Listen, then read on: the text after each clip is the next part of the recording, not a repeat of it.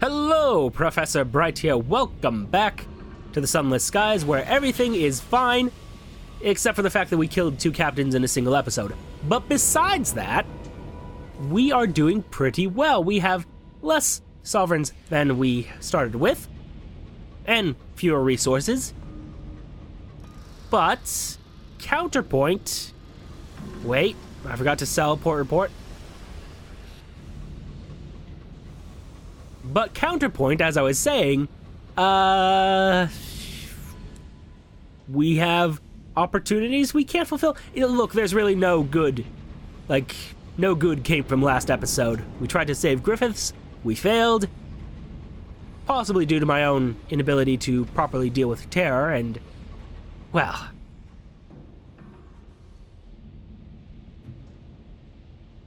I mean... set a watch on the stars? Ah, wonderful success. On the 3rd night, you're aroused by the cries of a watchman. They've indeed witnessed another star die, or so you deduce from their panicked ravings. Their distress does not ease as the night passes, and you're forced to confine them to quarters. Your crew begin to engage in some gloomy mathematics. How often are stars dying? How many stars are there in the sky? How long until all is dark? A fairly long time, probably. Good question, though. Oh, come on, don't get stuck in there.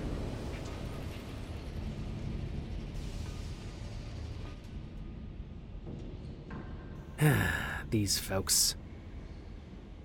Request our appointment regarding intelligence we've gathered. Yes, a pleasure to meet you. Well, the good news is when our captain died, we apparently lost some strength of the sun. Small blessings. And for formality's sake, so we have this information. So our character has this information.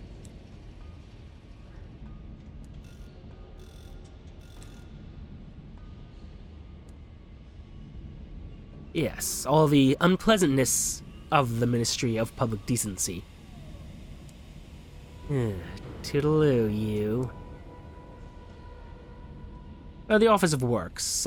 What exactly do you need? 2 caddies of dry tea and a vision of the heavens. I can make that happen.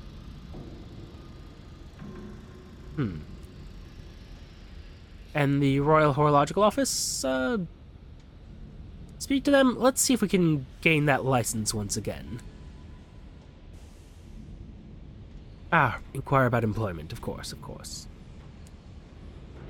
Now, one more time, if the current time in Perdurance is exactly 17:15 on the clock, the time in Albion is 18:34, what, pray tell, is the current time in Lustrum? 18:34, as before. Now, let's see here. Arrives at 11:30 in London, the current time shown on the Master Brabazon clock is 14:30. Yes, arrives at 11:30 in London, so minus 1 hour. Yes. Nudge him awake. And now we have... oh, hold on. A temporal inconsistency in New Winchester. We were aware of this, but we didn't... I wonder if that has to do with the Albertine clock that we helped build. I wonder. Because I don't know what affects what exactly. But worth considering. Yes, the throne of ours, domed and vast, presides over the riot and glory of London. You mean the industrial hellscape of London, but, well, who's correcting? Who's keeping track, huh?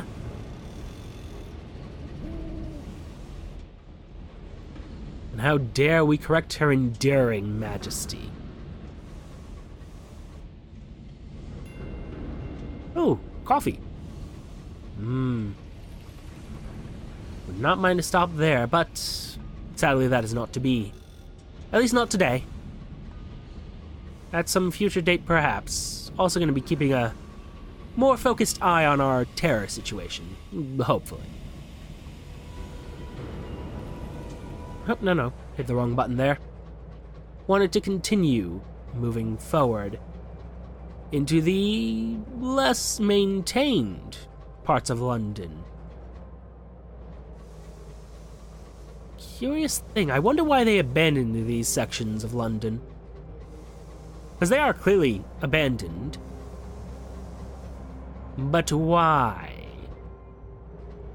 What convinced them to abandon it? Not to put too fine a point on it, but, well, we must ask. What do we have here? A marauder, perhaps? Or something more dangerous? Best to let that leave. Although while we're here, we could make a stop at Worlebury Juxtamare. As I recall, we went to the beach. Perhaps we should go for a ride. You know, on one of those donkeys that they have. The screeching, scaly donkeys. Curious. Even this land is linked through machinery. I wonder. Well, let's send out the bat again. The owl, rather.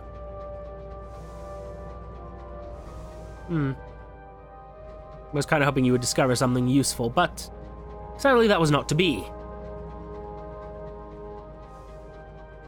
And I'm sorry, what's this? Oh, just damaged piping. Possibly from revolutionaries. Is this really nothing, though? It's a curious thing.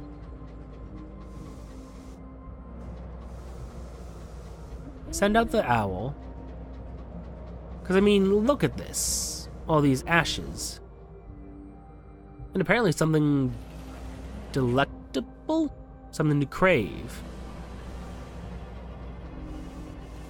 Whoa, what the fuck? No, no, no, no, no, no, no, no, no, no, no, no, no, no, no, no, no. No.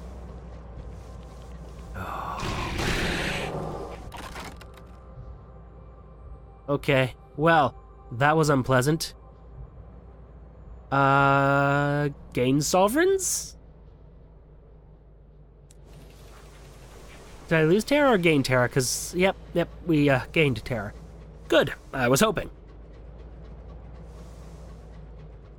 So, does Worlebury Juxtamare help us deal with terror?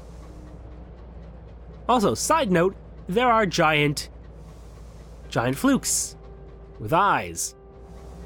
Good! I was hoping.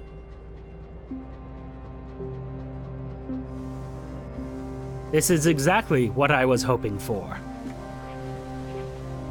Well, Worlebury, let's get to the dock, as it were.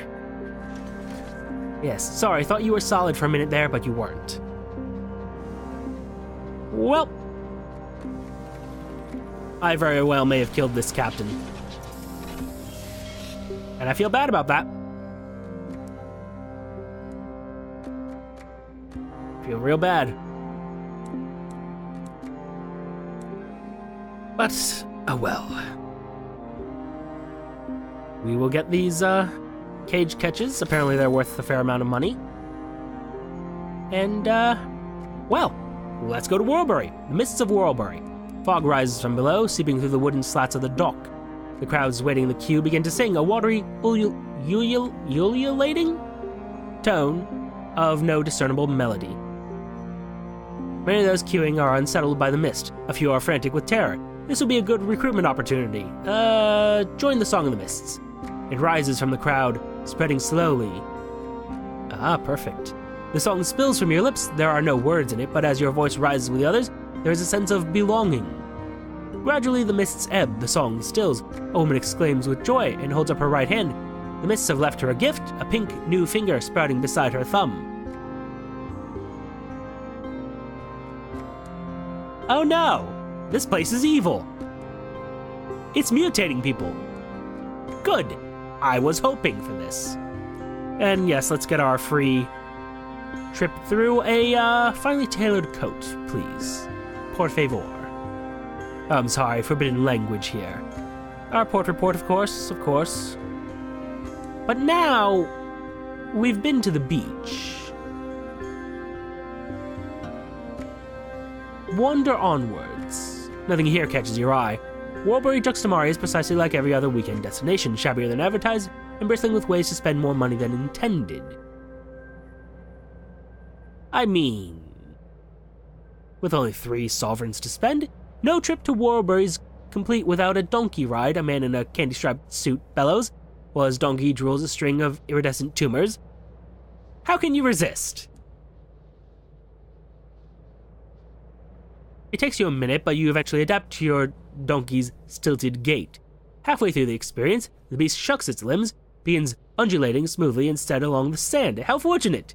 You are returned to the paddock of nervous customers, intact and only moderately traumatized. The fuck? Wait, did they put a slug monster inside stilts? Okay.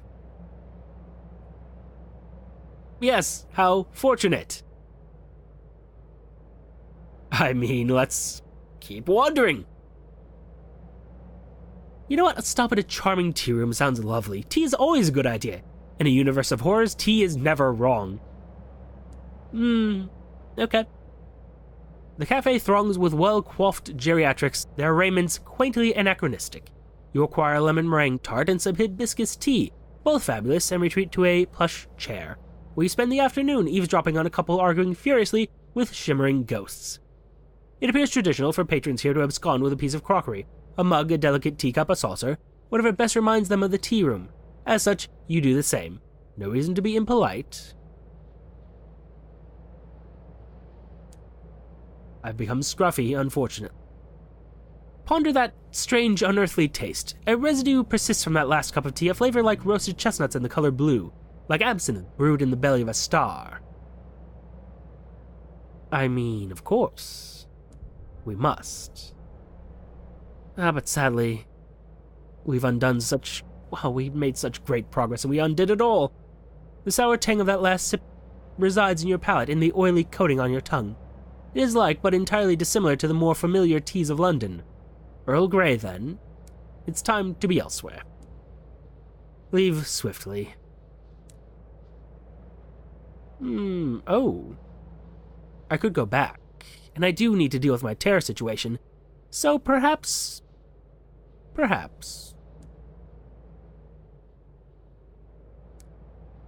Oh, I'm sorry, though. People keep pilfering the cups for mementos, replacing them as a constant chore. If you help the Bureau of Entertainments out, they'll slide you in past the queue. As soon as you've handed over your goods, the official clicks his fingers. Workers from the Bureau of Entertainments quickly commandeer your attention. A man and a woman appearing on each side, both exquisitely dressed, their smiles well-whetted knives. Come already. The courtier doesn't like waiting. You need an outfit. Come. A hat. With a dizzying cornucopia of grotesquely perfect millinery. London would weep in envy. Yes. I would ponder that strange unearthly taste, but not right now. Explore a tiny lane bedecked with shops. Let's just enjoy the place for a little bit. The House of Hugh might be a jewelry store. It may instead be where one purchases men named Hugh. It's hard to say. If you say so. Inside, it is quiet as a museum, and there are gorgeous men relaxing in roped-off areas, drenched in jewelry. It's not worth risking the scandal.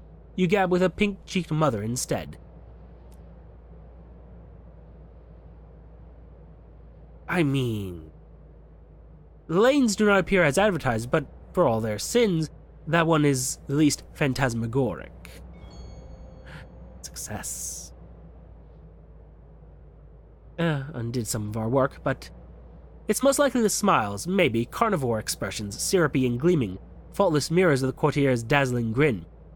Or maybe it's the second-rate souvenirs cobbled from haberdashery and children's nightmares, the arsenic aftertaste of the candy floss, the wine-wild quality of the local perfumes. Could be anything, could be just your insecurities, the error of your existence. Whatever the case, the lanes continue their watch, politely, of course. Interesting.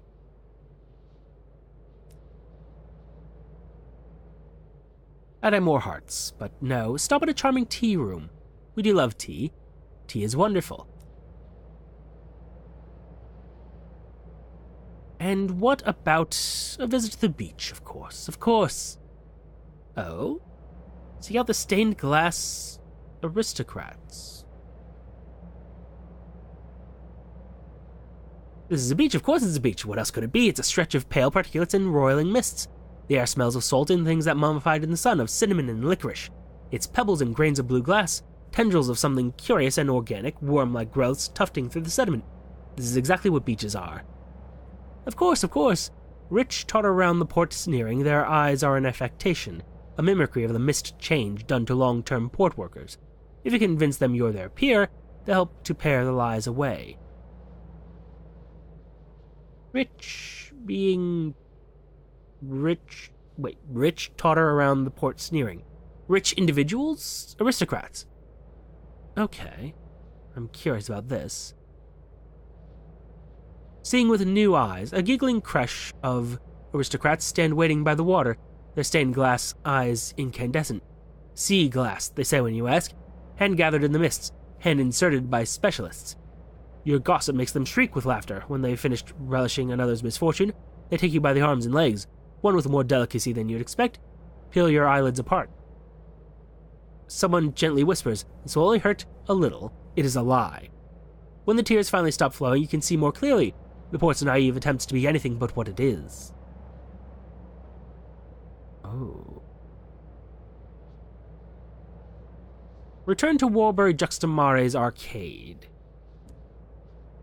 What might we observe? The thing is, though, I'm really just here to deal with, well, the terror situation, you see. So, perhaps we just stop at the tea room one more time? Just a little bit of extra terror reduction. And then, succumb to the wiles of a rubbery lump seller. Sure. There we go, leave. Get out of there. Okay, we are not 100% recovered, but in a much better state than we were. Almost as good as when we left. Almost. Now, on to the matter of finding a new port, though. Because I do want to find a new one. Speaking of, yes, I did buy myself those caged catches. Expensive, but in theory worth it, possibly. All depends how things pan out.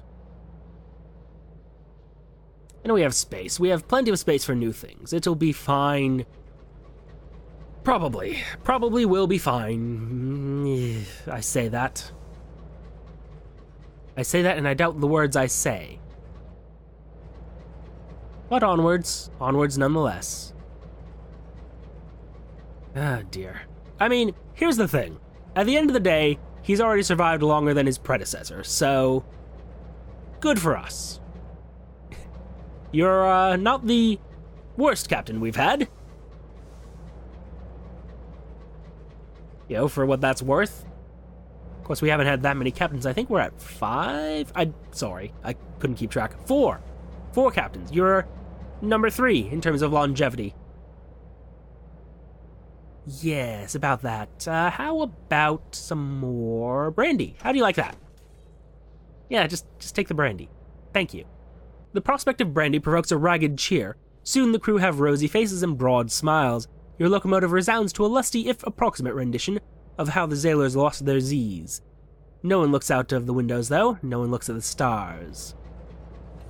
Yes, perhaps best not to. At least not right now. Oh. Yes, few come here, you say, but, I did see something. I require butchery for that. Well, unfortunate that. Hopefully you will be something of value. Hopefully.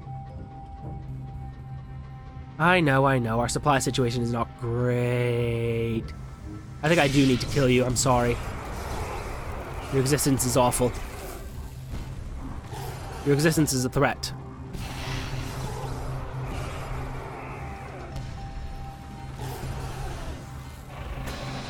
Ah. Oh, good, there's a secondary explosion. I was hoping.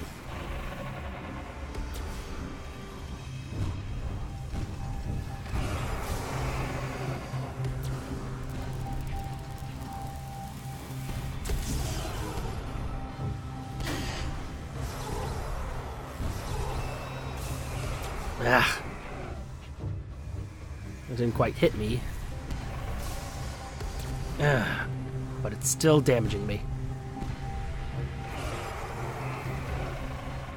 Whew. Okay.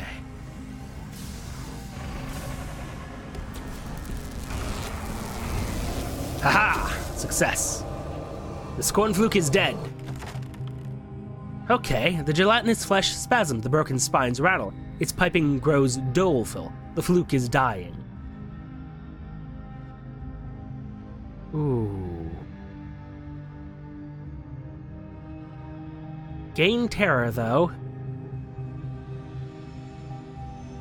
On the other hand, investigating the Scornfluke does seem like a great option. But then, substantially reduced terror,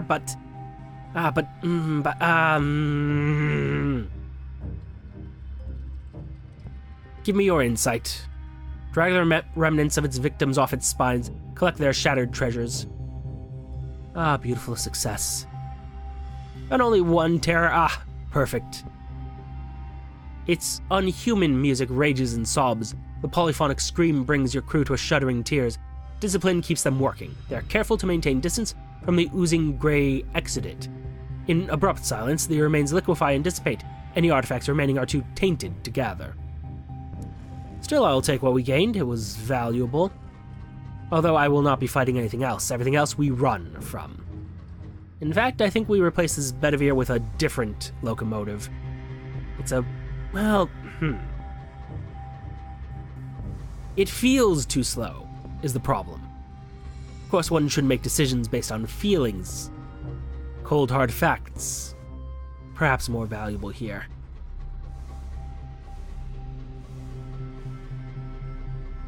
Well, facts tempered with feelings. Let's be frank. I'll take that bit of... yes. Send the owl out, because we really need to find a port now. Ah, perfect.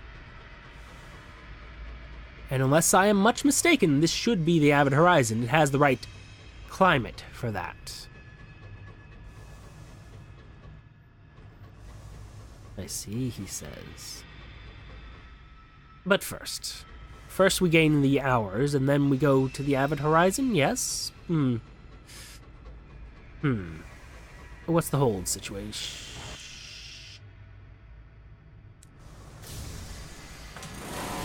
Well, fuck you.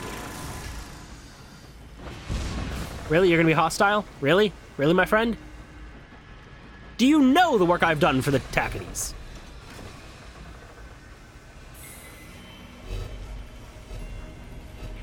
Oh, also that's just wonderful. That right there, perfect! Exactly what I was hoping for. The Avid Horizon consists of 3 parts: the Home Office, clinging to a pillar of ice, the gate through which Londoners entered the sky, flanked by its towering statues, and the quiet sea, whose waters are home to those left behind. Approaching the Avid Horizon, the very edge of the high wilderness, the border between now and then, here and there, the skies and earth. The few lonely buildings of the port face the great gate of the Avid Horizon, bordered by 2 vast winged statues. The gate towers over the shrouded sea that divides the port and the gate. The other side of the gate opens far beneath the earth, on the bleak shore of a subterranean sea. London rested there for a while Her Majesty was indisposed with grief. A handful of years ago, though, she led an exodus of Londoners through the Avid Horizon into the sky. You were among them. Do you remember how you came to this place? A memory of service. Your department was put to work, stabilizing the bridge to the heavens. It was it? Her Majesty had need of scientists. Opening the gate was the greatest scientific achievement of the age, and keeping it open was a daily miracle. You would work alongside the engineers of the Eagle Khan, whose knowledge of the natural sciences was a decade in advance of London's, and afterwards the skies, new discoveries, whole new sciences. Might wait beyond the Avid Horizon. What scientist could resist? Weeks later, through the northern ice and the dark beneath the world, You reached the gate. The statues loomed like giants, the door was open, and the space within was filled with suns and stars and the gold of heaven. The home offices occupy a stately, albeit crumbling, manor house on the edge of an icy precipice high above the quiet sea. Once, thousands passed through its elegant halls on their way into Albion. The gate is closed now, though, and has been for over a year. No one comes through and no one leaves. Now only a skeleton crew staffs it, and only a handful of incomers remain, stuck here while waiting for pardons or permissions that never came. Her renewed majesty has a long memory. Compile a port report. No one pays attention to the horizon anymore. Perhaps they should. The few bureaucrats stationed at the avid horizon for one departmental sin or another reside in desperate melancholy. Those detained within the faded confines of the Bureau are almost reconciled to their fate, listlessly hoping for a reprieve from London that will likely never come. Beyond the Bureau, the sea and the sky lingers like morning mist. Exiles dwell there on tethered ships strung together, dwarfed by the eternal and uncaring statues that mark the gate to home that cannot be returned to. But, why? Protocol is everything when it comes to dealing with London's bureaucracy, even at this outpost, especially at this outpost. To all things, a place. The acting senior probator is responsible for monitoring all those trapped at the home office, the detainees forbidden entry to Albion with no way back through the gate. He sits behind a little desk in the echoing hallway of the manor. He keeps 3 things on his desk, a wind-up clock and 2 battered mugs. He surveys you coolly. You're welcome to take a look around, though we have precious little in the way of diversions. Have you been out to the flotilla? I must ask you not to pay too much attention to the cultists. And if you have not, I'd recommend staying away. There are good reasons they were never allowed into Albion. Cultists, you say?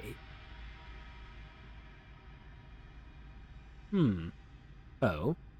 Entertain a request from the acting senior probator. He's watching you from behind his desk and biting his lower lip. Clearly he has something on his mind. He does not look happy. A regrettable duty. So good you're here, Captain. He clasps your hand. His skin is cold. I've been issued an imperial pardon from London for one of our detainees here. He looks at the 3 nearest guests of the Home Office, who are following the conversation intently. Just the one, mind. Procedure demands that someone cannot be pardoned without an independent witness vouching for them. It would be highly inappropriate for me to do so. He gives you a beseeching look. If you would help, do speak to them. Those 3. Return to me when you've made your choice. Oh. I mean... Speak to the prudent observer, once a brilliant astronomer of the Royal Society, now consigned here in his dotage. He watches the gate. Divination, you say? He smiles benignly and invites you to join him on the observation deck. On a veranda at the very top of the manor, it is reached via a makeshift elevator, a rickety wicker basket attached to a pulley. The ascent is slow, jerky, and uncomfortably intimate, but the prudent observer does share his humbugs. Out on the veranda, where the fog is thick, the prudent observer tells you of mysterious activity at the gate, of fires out burning on the statues, of chanting when the wind is still.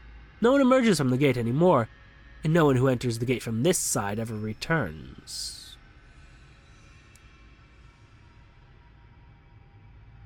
Interesting. Oh, I won't be spending that much. No. Although, on that topic... The acting senior probator has raided the back rooms for unused consignments of ours. Last thing anybody wants, he says, is to spend even more time here. I'll take that, thank you. Perhaps should have spent it on, say, supplies. In fact, I'm going to buy one more box, thank you very much. But there we are. I wonder. The Home Office, of course. A deal with the probator's request. You may interview the detainees and follow up on their stories before you come to a decision. The 3 detainees singled out by the acting senior probator have taken over one of the interview rooms. The aristocrat is contorted like a contented cat over a rumpled armchair.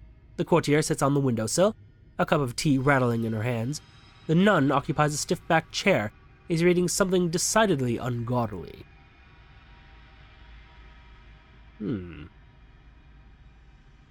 Interview the former courtier. Brilliant, magnetic, merciless, infuriating. Either her personality or her politics have kept her on Her Majesty's list of undesirables. Friends in high places. She shuts a small hand mirror as you approach. Graying. I had a lovely mane when I arrived here. Red as June, they used to say. Was hoping to see the suns, but I suppose the palace hasn't forgotten. An MP I'm acquainted with had promised it was all water under the bridge. Go to the floating parliament to speak with a courtier's friend. Could do. Interview the handsome aristocrat. He is draped listlessly over a faded chair, occasionally playing with his hair. A question of birthright. He summons a dazzling smile as you approach. Oh, at last, my captain. May I call you my captain? He does not wait for a response. It's been a dreadful mix-up. I have a twin brother in London, you see. Terrible sort. Rather ruined my reputation with Her Majesty. And the nun. Surely she shouldn't be here. She lights another cigarette as you watch her, as nuns are wont to do.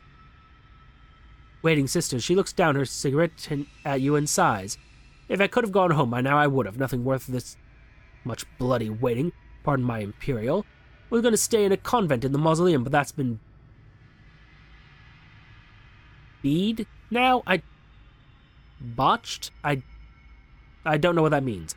Anyway, go to the most serene mausoleum to find the convent the nun was traveling to. Defer your decision for now. We'll come back to this. The detainees aren't going anywhere, and, tell them about the sea. How can there be a sea in the sky? Of course we know, but is Sunlit Sea. A satisfactory scientific answer has yet to be presented. Theories have sprouted like mushrooms in its place. Some say that when the gate was opened, the Untersee spilled through, filling the sky like a leaky tap fills a sink, until Her Majesty's government was able to plug it.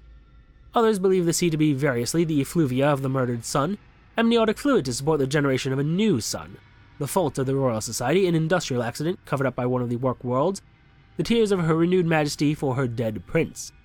To reach the sea now, one must travel to the stair to the sea, along the ice shelf from the Home Office.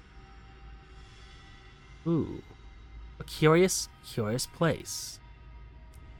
Still, I think this is where we will have to remain for now. Next episode, we're going to head back to London and pray that we don't get eaten by these two. That seems slightly unlikely, but one can hope. Regardless, thank you for your time. Leave a like, comment, and subscribe buttons below. Use them responsibly. And I will see you all soon. Oh boy. Good news, they're off screen. We can hope that that works out. And those sounds, I mean, it's probably nothing. It's fine. Don't worry about it. Bye.